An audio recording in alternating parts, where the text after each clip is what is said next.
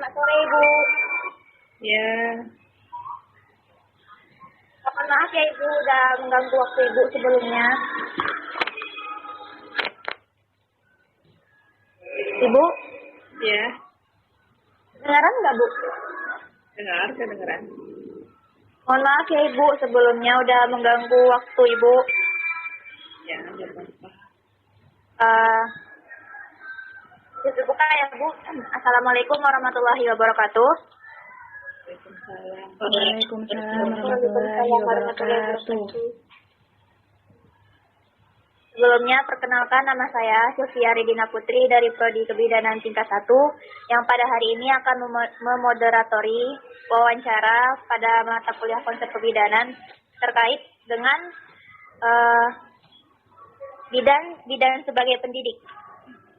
Baik Ibu, saya di sini bersama rekan-rekan saya ada Sela Arianti, Reka Widya, Seni Tridianti, Monika Angela, Anis Safira, Anissa Dewi, Mutiara, dan juga Lili Winarsi. Langsung saja ya Ibu pada wawancara pertamanya, yaitu yang akan ditanyai oleh Feni. Kepada Feni dipersilahkan.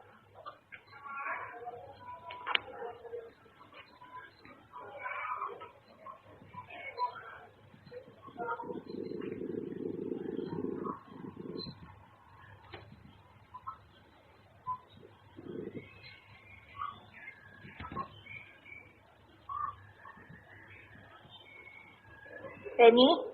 Fen? Halo Feni?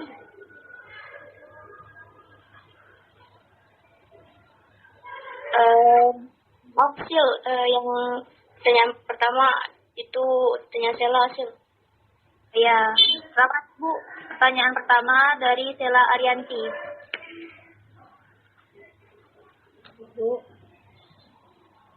Assalamualaikum warahmatullahi wabarakatuh. Waalaikumsalam. Sebelumnya, perkenalkan nama saya Sela Arianti dari Prodi Kebidanan tingkat 1.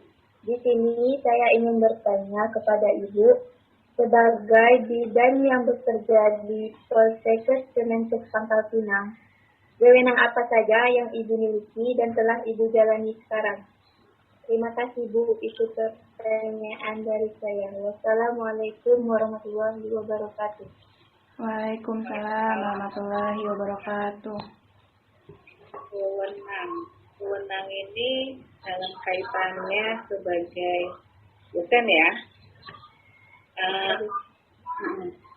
Ini fungsi utama sebagai dosen ada 3 tridharma ya, pendidikan, penelitian, dan pengabdian masyarakat. Jadi sebagai dosen ini sebagai pendidik tidak hanya memberikan edukasi ya kepada mahasiswa didiknya, kemudian juga memberikan bimbingan dari sisi akademik maupun dari sisi soft skill. Selanjutnya juga melakukan penelitian dan pengabdian masyarakat. Dan ya itu mungkin kaitannya.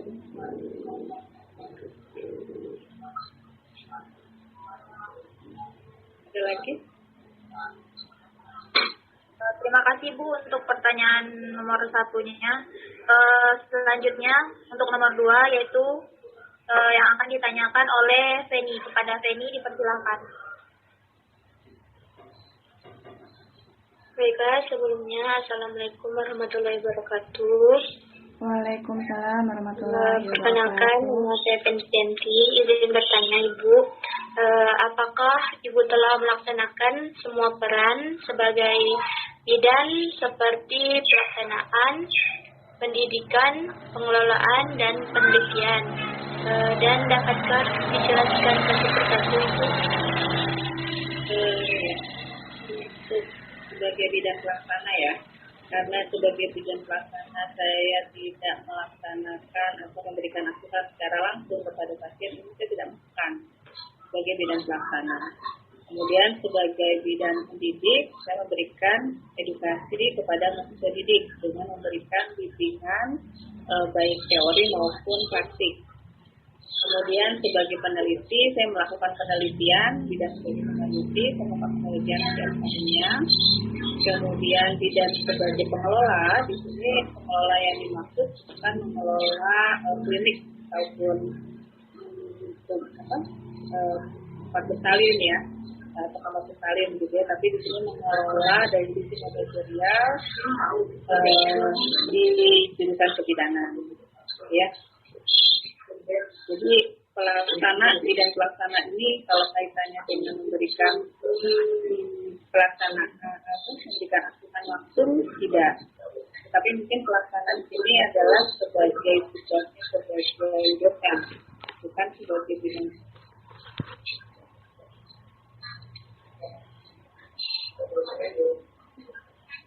Tapi kadang-kadang saya juga melaksanakan itu insidental ya.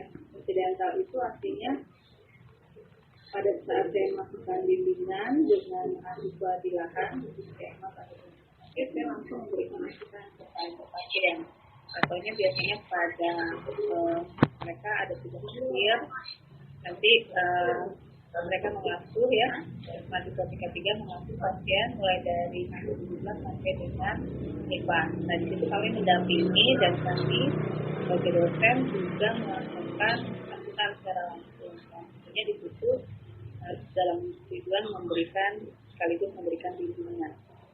Jadi kalau secara praktik, secara ini saya tidak lakukan, saya melakukan ketemu pasiennya pada saat bimbingan.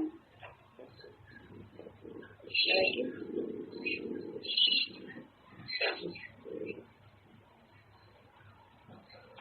Terima kasih Bu atas jawabannya.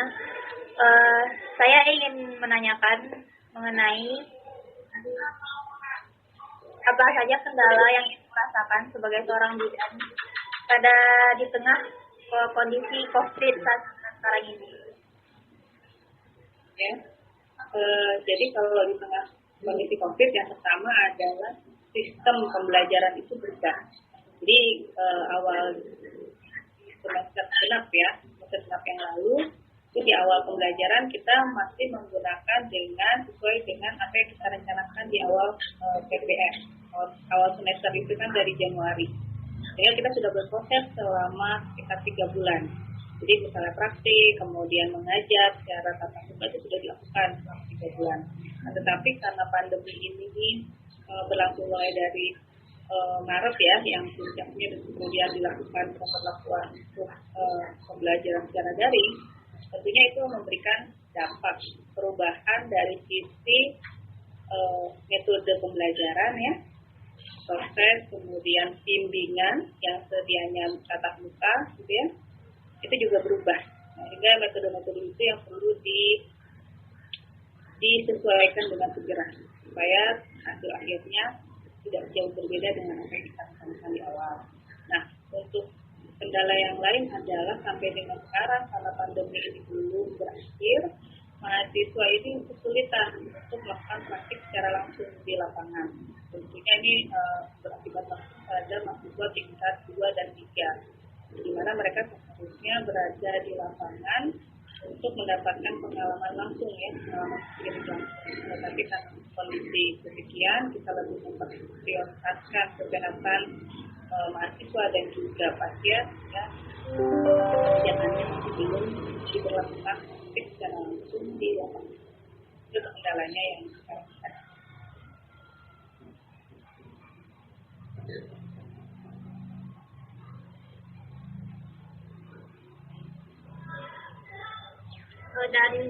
Dan untuk sebelum wabah ini menyerang, Ibu sebagai seorang bidan, apa saja penelitian yang telah Ibu lakukan selama menjabat sebagai seorang bidan? Penelitian saya berpusat rata-rata terkait dengan psikologis pada ibu nifas, kemudian kaitannya dengan proses menyusui pada ibu nifas. Jadi memang alur dari sudah dilakukan sejak 2015 ya, sekitar 5 tahun terakhir ini. itu banyak mengangkat tema terkait dengan psikologi maskulinitas dan juga hal-hal yang berkaitan dengan aksi eksekutif, bagaimana untuk meningkatkan cakupan, teknik apa saja yang dilakukan untuk meningkatkan produksi aksi dan tentunya dikaitkan dengan psikologi itu.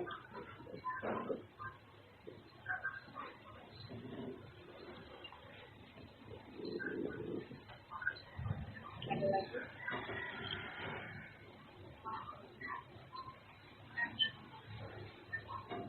Maaf Bu,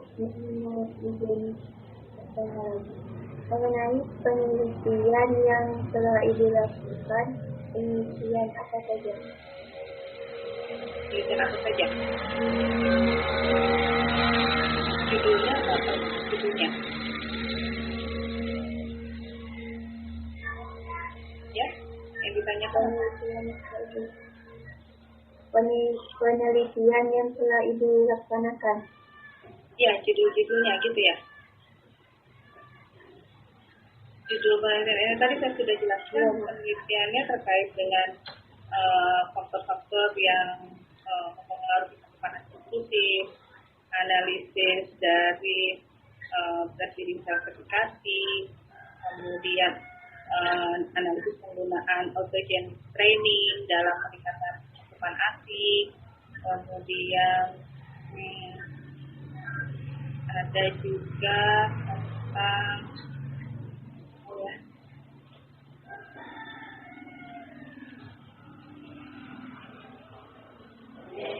autogenik, breastfeeding, kemudian faktor-faktor pengelolaan cakupan, kemudian terkait dengan postpartum blues.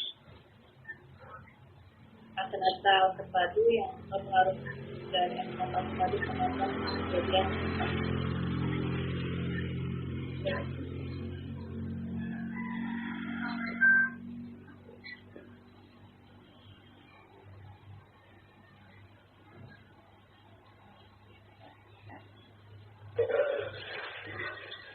Baik, terima kasih Bu atas jawabannya. Kepada teman-teman yang lain, apakah ada yang ingin ditanyakan atau ada yang ingin ditambahkan barangkali? Maaf Ibu, izin bertanya.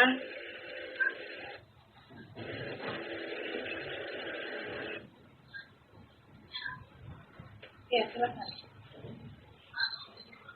Perkenalkan Bu, nama saya Mutiara dari Prodi Kebidanan tingkat 1. Izin bertanya, Ibu sebagai bidan pendidik, bagaimana Ibu sebagai dosen menyikapi sifat-sifat mahasiswa yang berbeda-beda Bu? Terima kasih Bu. Ya, menyikapi sikap mahasiswa yang berbeda-beda tentunya karena yang dihadapi ini bukan anak-anak ya. Jadi Anda sudah dianggap sudah dewasa untuk mengambil keputusan. Biasanya saya memperlakukan informasi dulu. Yang pertama memberikan informasi dulu apa yang boleh dan apa yang tidak boleh dilakukan selama masa perkuliahan. Harusnya disampaikan di awal. Misalnya pada saat saya bertemu tatap muka awal dengan sebagai koordinator ya, koordinator di fakultas mata kuliah. Jadi biasanya saya berikan peraturan apa yang boleh dan apa yang tidak boleh. Jadi kita tetapkan sama konsekuensinya. Kemudian kita pantau bersama supaya pelajaran begitu juga kalau terjadi terkait masalah soft skill ya, etika, biasanya juga saya sampaikan di awal. Jadi proses penilaian yang diambil dari mahasiswa tidak hanya bersifat intelektual semata ya, dari sisi kognitif, dari sisi pengetahuan yang didapatkan, ataupun dari sisi keterampilan, tapi juga dari sikap selama proses pelajaran. Sehingga itu akan bisa mengontrol dari sikap dan juga tindak tanduk ya dari mahasiswa. Ya kita udah punya kesepakatan di awal bahwa apa yang kita lakukan penilaian tidak hanya yang bersifat di depan kelas, gitu ya, tapi juga selama proses ya. Jadi menyikapi yang terjadi maksudnya harus dengan kejelasan informasi. Baik Bu, terima kasih Bu jawabannya.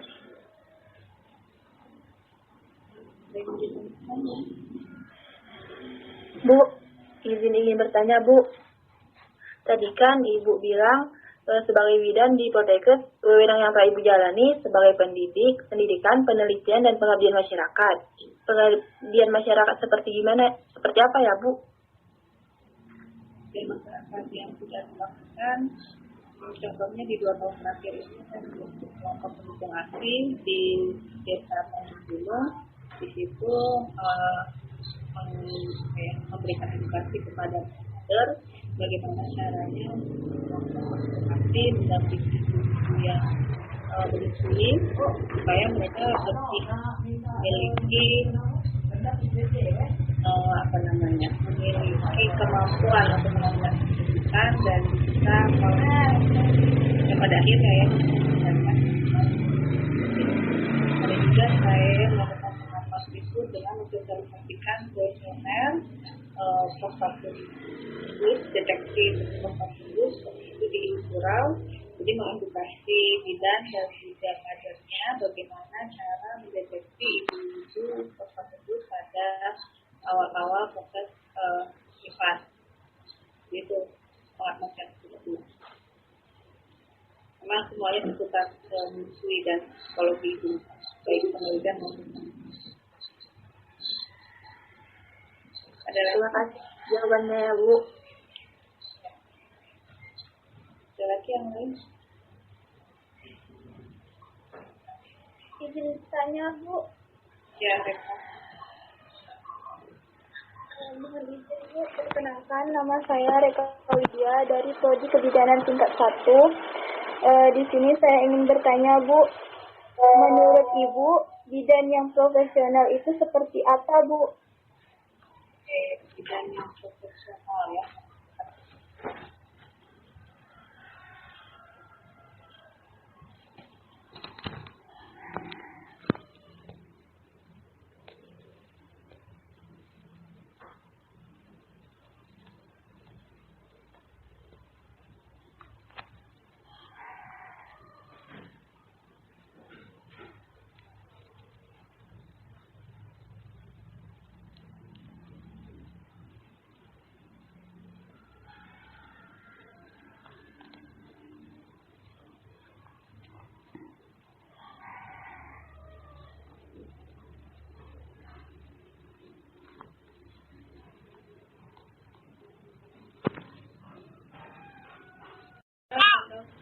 Mohon maaf Bu, terputus karena kendala limitnya. Oke, ya. Maaf, sebelumnya bisa dilanjutin Ibu masalah bidan dalam profesional, dalam artian bidan yang profesional itu bagaimana? Bidan profesional itu yang mempunyai integritas, dedikasi terhadap profesinya, ya, dan juga jadi dia sebagai role model bukan hanya di dalam lingkungan tempat dia bekerja, tapi juga di masyarakatnya ya. Jadi yang profesional itu ya dari semua aspek. Memang kita harus bisa, karena dimanapun bagi bidan pasti bagaimana kita berkomunikasi, bagaimana kita mempertanggungjawabkan pekerjaan kita, kecil apapun, ya kejujuran itu kan bagian dari itu. Iya. Profesional. Jadi kalau memang Anda bekerja sebagai apa, lakukan pekerjaan itu sebaik mungkin. Ada lagi? Assalamualaikum Bu. Saya Nisa Fira izin bertanya Bu. Menurut Ibu, apa kendala-kendala bidan dalam memberikan asuhan kebidanan di masyarakat? Sekian dan terima kasih Bu. Wassalamualaikum warahmatullahi wabarakatuh. Kendala bidan dalam memberikan asuhan. Seringkali bidan ini pada saat memberikan asuhan hanya memperhatikan aspek fisik. Yang artinya, oke, ibunya demam atau tidak, kemudian itu yang ditangani. Kemudian ibunya sakit apa perdarahan dan sebagainya, itu yang tampak secara objektif. Kadang-kadang bidannya lupa mengkaji dari sisi psikologis ibu. baik itu ibu hamil, nifas ataupun lansia ya. Kadang-kadang kan kita juga memberikan asuhan kepada cashflow. Nah, asuhan yang diberikan seharusnya itu bersifat holistik. Artinya kita tidak hanya menyoroti permasalahan fisik yang dialami oleh klien kita, tapi juga kita harus bisa melihat dari sisi psikologisnya, dari sisi sosial dia, gitu ya. Karena setiap orang pasti memiliki alasan ya yang melatar belakangi. Sehingga kalau kita sudah paham apa permasalahannya, jadi tidak hanya fisik saja, misalnya seorang ibu anemia. Kenapa dia anemia, gitu ya? Apakah karena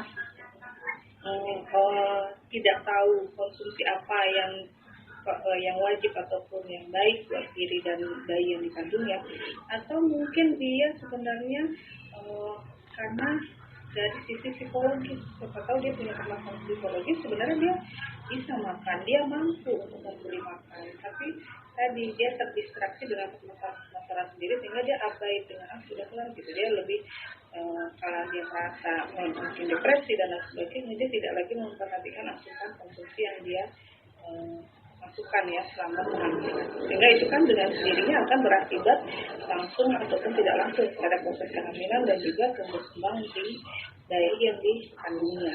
Jadi memang harus menyeluruh, walaupun kita itu rajin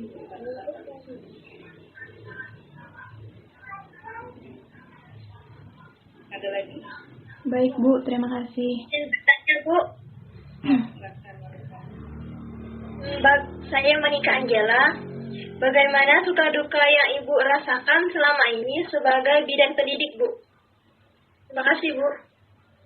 Ya, jadi sebagai bidan pendidik, sukanya ya, sukanya dulu itu biasanya bangga kalau misalnya alumni kita, lulusan kita, anak didik kita kerja berhasil. Ya banyak juga yang saya sebelum didirikan kerja di Jakarta 3 sejak 2003. Artinya sudah banyak mahasiswa yang lulus ya di sana. Jadi banyak alumni yang memang sudah lulus. Saya pernah punya mahasiswa dari Kalimantan. Itu memang sulit sekali dengan budaya kemudian dan lain sebagainya, itu sulit sekali mendidik mereka. Tapi pada saat kemudian 2 tahun setelah mereka lulus gitu ya, kemudian diinfokan sekitar lebih dari 50% dari lulusan terserap di tenaga kerja, artinya sudah menjadi bidan desa, bidan PTT dan sebagainya, itu kan menjadi satu kebanggaan tersendiri gitu ya, bahwa nanti kita bisa memberikan kontribusi ke masyarakat, itu ya sukanya. Kemudian juga sukanya kalau saya kemana-mana biasanya suka ketemu nih sama lulusan, sama alumni, jadi kan menambah pertemanan, persaudaraan dan sebagainya. Kemudian dukanya itu ada juga misalnya dari sisi etika biasanya. Dukanya itu biasanya melihat sekarang terjadi degradasi dalam hal sikap etika bidan-bidan yang baru gitu ya, bagaimana sikap terhadap yang lebih senior, kan berarti yang senior itu harus dihormati dan sebagainya, tapi paling tidak ada sedikit penghargaan ya. Kemudian bagaimana bidan-bidan ini berkomunikasi, nah itu yang disayangkan ya, karena banyak sekali sekarang komunikasi itu kan bukan hanya sekedar tetap muka ya, komunikasi itu bisa tidak langsung melalui WhatsApp, melalui email dan sebagainya. Tapi yang kata saya dulu dididik bukan hanya secara pengetahuan, tapi kami juga harus ini loh, bagaimana cara berbicara, bagaimana cara berkomunikasi dengan teman sejawat, dengan adik kelas, dengan masyarakat yang suka turut sekalipun, atau dengan pimpinan. Itu kami juga diberikan pendidikan dan diajarkan.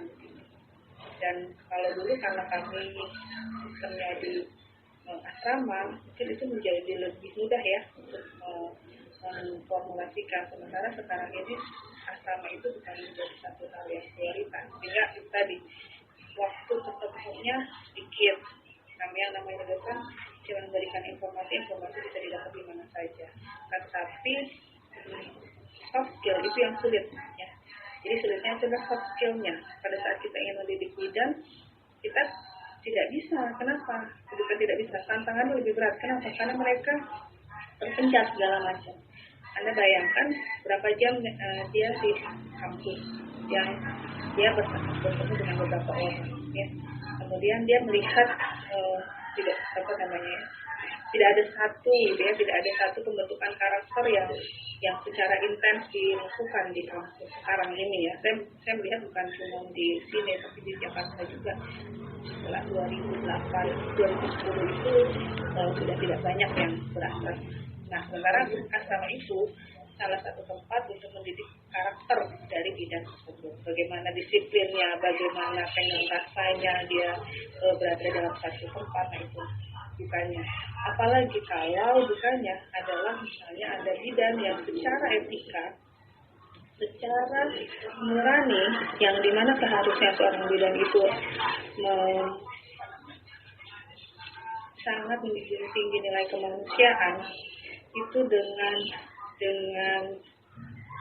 apa ya, tanpa hati kalau saya bilang ya, melakukan aborsi, apalagi itu dilakukan pada dirinya sendiri ya, melakukan seks bebas, kemudian dia melakukan aborsi pada dirinya sendiri. Nah, itu yang sangat disedihkan, sangat disayangkan. Padahal kita memiliki nilai-nilai bahwa kita sangat menghargai kehidupan, kita sangat menghargai hak-hak reproduksi bukan hanya ibunya tapi juga janin dalamnya.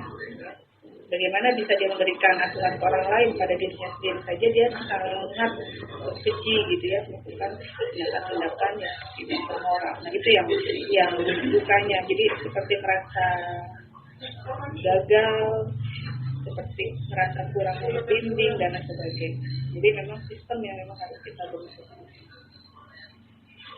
Iya, ada lagi Ibu. Bu, terima kasih jawabannya. Oke, ya. Iya. Ada lagi yang lain?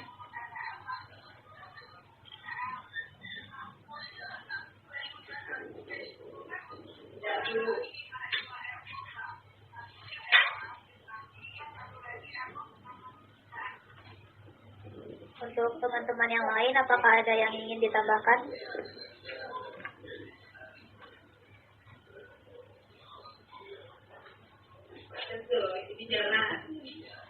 Terima kasih atas jawabannya, Bu. Ya.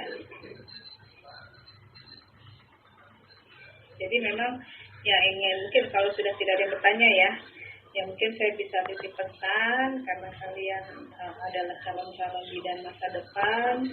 Jadi mulai dari sekarang lah latih, didik diri kalian sendiri bagaimana bisa menjadi bidan yang profesional.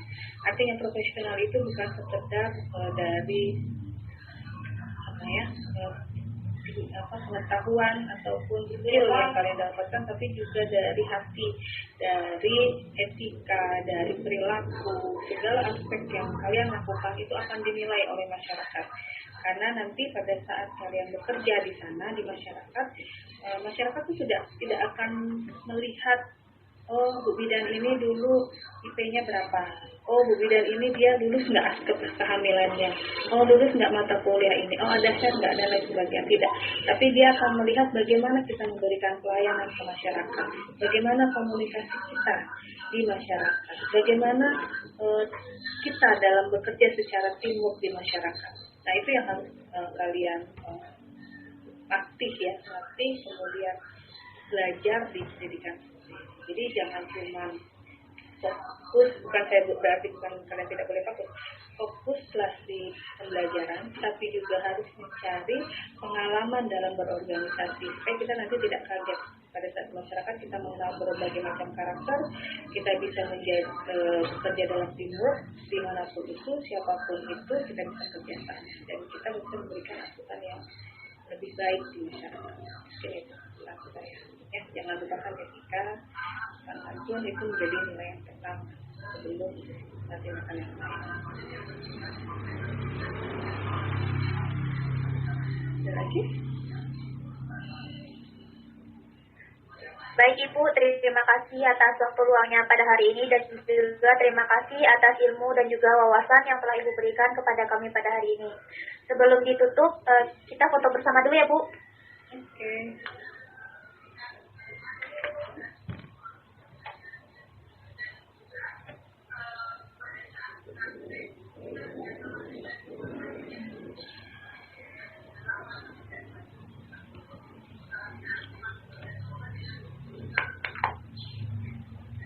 Baik, terima kasih Bu atas waktunya.